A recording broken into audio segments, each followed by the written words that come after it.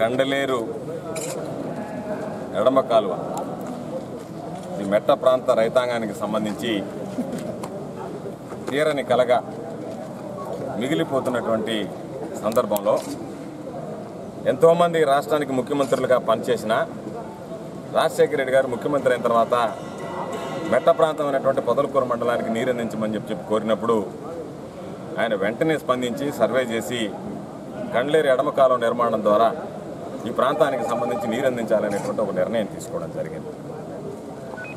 అయితే ఆ రోజు మేము అందరం అనుకున్నాం, రాజశేఖర రెడ్డి గారు నీరందిస్తానని చెప్పని చెప్తున్నాడు, ఇది సాధ్యమవుతుందా, సాధ్యమయ్యేటువంటి అవకాశం ఉందా అని చెప్పి అనుకున్నటువంటి పరిస్థితుల్లో అసాధ్యాన్ని సుసాధ్యం చేసి కండలేరు లెఫ్ట్ కాలువ నిర్మించి ఈరోజు ఈ హై లెవెల్ కెనాల్ ద్వారా మెట్ట ప్రాంతానికి నీరందించాలనేటువంటి ఆలోచన చేసినటువంటి మహనీయుడు స్వర్గీయ రాజశేఖర రెడ్డి గారు అని చెప్పి సందర్భంగా గుర్తు చేస్తున్నారు.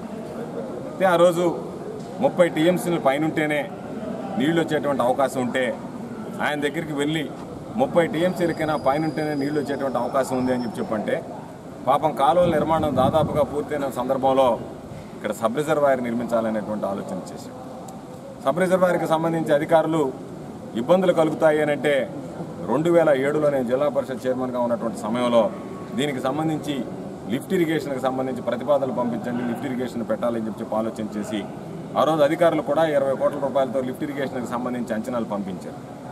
రాజశేఖర రెడ్డి గారు ఆ రోజు ఒకే ఒక్క టెండర్ పడింది కాబట్టి ప్రభుత్వ నియమ నిబంధనల ప్రకారం సింగిల్ టెండర్ విధానానికి అందుబాటు అవకాశం లేదు కాబట్టి దానిని రద్దు చేసి మరలా టెండర్లు పిలవడం, ఈ లోపల ఎన్నికలు రావడం, ఎన్నికలు అయిపోయిన వెంటనే రాజశేఖర రెడ్డి గారు మనందరినీ వదిలి వెళ్ళిపోవడం జరిగినటువంటి విషయం. అయితే ఈరోజు ఎవరో ఎన్ననుకున్నా కండలేరు ఎడమ కాలువకు సంబంధించి రైతాంగం కానీ భవిష్యత్తు తరాలు కానీ తిండి తినేటప్పుడు ప్రతి ముద్దలో కూడా రాజశేఖర రెడ్డి గారిని గుర్తుపెట్టుకుంటారు, రాజశేఖర రెడ్డి గారిని తలచుకొని భోజనం చేసేటువంటి పరిస్థితులు మెట్ట ప్రాంతంలో తలెత్తుతాయని చెప్పి సందర్భంగా గుర్తు చేస్తున్నారు. ఎందుకంటే రాజశేఖర రెడ్డి గారు చూపినటువంటి చొరవ, రాజశేఖర రెడ్డి గారికి రైతు పట్ల ఉన్నటువంటి అభిమానం. అయితే ఈరోజు ఎవడో కాన్నబడ్డకు మేము తండ్రి అని చెప్పుకునేటువంటి పరిస్థితుల్లో ఈ ప్రాంతానికి సంబంధించినటువంటి కొందరు వ్యక్తులు వచ్చి మేము తెచ్చాము అని మాట్లాడుతున్నాం. మేము అడిగేది, మీరు గతంలో మంత్రులుగా ఎలగబెట్టారు, మంత్రులుగా పనిచేశారు. మీరు ఎలగబెట్టినప్పుడు, మీరు మంత్రులుగా పనిచేసినప్పుడు ఈ ప్రాంతానికి సంబంధించి ఆ రోజు కండలేరు లెఫ్ట్ కెనాల్ నిర్మించాలనేటువంటి కనీసపు ఆలోచన మీకు వచ్చిందా? ఆలోచన కలిగిందా? ఈరోజు రాజశేఖర రెడ్డి గారు అయిన తర్వాత ఆయన చెప్పిన తర్వాత మా ప్రభుత్వంలో చేసేయన్ని మాయ అని చెప్పుకోవడం కాదు. దీనిలో కూడా ఈ చిన్నపాటి అభివృద్ధిలో కూడా అవినీతి జరిగింది. కారణం ఏంటంటే దీనికి సంబంధించి కాంట్రాక్టర్ ఎవరికి ఇవ్వాలనేటువంటి ఆలోచన చేసి దాన్ని ఆ రోజు ఇక్కడ ఉన్నటువంటి పెద్దలందరూ కలిసి 4.5% అదనంగా ఇచ్చారు. అంటే ఎవరు పోటీ లేకుండా ముందస్తు ప్రకారం ప్రీ బిడ్డింగ్ రూల్స్ పెట్టి, కానీ ఆ అవినీతిని గురించి ఎందుకు మాట్లాడలేదు అంటే ఈరోజు మనం ఈ ప్రాంతానికి సంబంధించి రైతాంగ సంక్షేమాన్ని గురించి ఆలోచన చేసేటువంటి వాళ్ళం.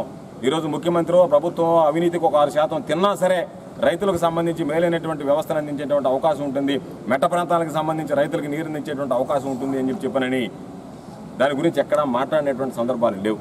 అయితే ఈరోజు మనకున్నాడు ఒక ఉత్తర కుమారుడు, మేము ముద్దుగా బ్రూస్లీ అని పిలుచుకుంటాం. ఈ మధ్య చెప్పాడు 15 రోజుల్లో నీళ్ళు ఇస్తానని చెప్పి పోయినసారి చెప్పాడు, మళ్ళీ ఈరోజు ఇంకొక వాయిదా పెట్టిపోతే అసలు ఇక్కడ ఉండేటువంటి పరిస్థితులు ఏ విధంగా ఉన్నాయి, వీటికి సంబంధించి ఎటువంటి ఆలోచన అధికారులు చేస్తున్నారు, వాస్తవాలు ఏ విధంగా ఉన్నాయనేటువంటిది తెలుసుకోవాలని చెప్పి రావడం జరిగింది. అధికారులు చెప్పినటువంటి లెక్క ప్రకారం ఈ నెలాఖరికల్లా నీళ్లు అందిస్తానని చెప్పారు. సంతోషం. ఈ ప్రాంతానికి సంబంధించి రైతులకు సంబంధించి ప్రస్తుతానికి త్రాగునీరు అవసరాలు మించిన భవిష్యత్తులో రాజశేఖర రెడ్డి గారి ఆలోచనలు, రాజశేఖర రెడ్డి గారి కన్న కళలు, రాజశేఖర రెడ్డి గారు రైతాంగం పట్ల చూపించినటువంటి చిత్తశుద్ధి, ఇది పరిష్కారానికి పూర్తి స్థాయి పరిష్కారానికి నోచుకొని ఈ ప్రాంత రైతాంగానికి నీరు అందిస్తారనేటువంటి ఆలోచన ఒక మంచి నిర్ణయం. ముఖ్యమంత్రిగా రాజశేఖర రెడ్డి గారు తీసుకున్నటువంటి నిర్ణయం ఈ ప్రజల హృదయాల్లో చిరస్థాయిగా రాజశేఖర రెడ్డి గారు మిగిలిపోతారు అని చెప్పి ఈ జిల్లాకు సంబంధించి రైతు పక్షపాతిగా వ్యవహరించినటువంటి వ్యక్తిగా బహుశా సర్ ఆర్థర్ కాటన్ వీళ్ళందరి సరసన ఈరోజు రాష్ట్ర చరిత్రలో కానీ నెల్లూరు జిల్లా చరిత్రలో కానీ స్వర్గీయ రాజశేఖర రెడ్డి గారు ఎప్పటికీ ప్రజల హృదయాల్లో, రైతుల హృదయాల్లో ప్రత్యేకించి మిగిలిపోతాడనేటువంటిది ఎటువంటి సందేహం లేనటువంటి విషయం. అది దీనికి సంబంధించినటువంటి కండలేరు ఎత్తిపోతల పథకానికి సంబంధించినటువంటి విషయాలు సూక్ష్మంగా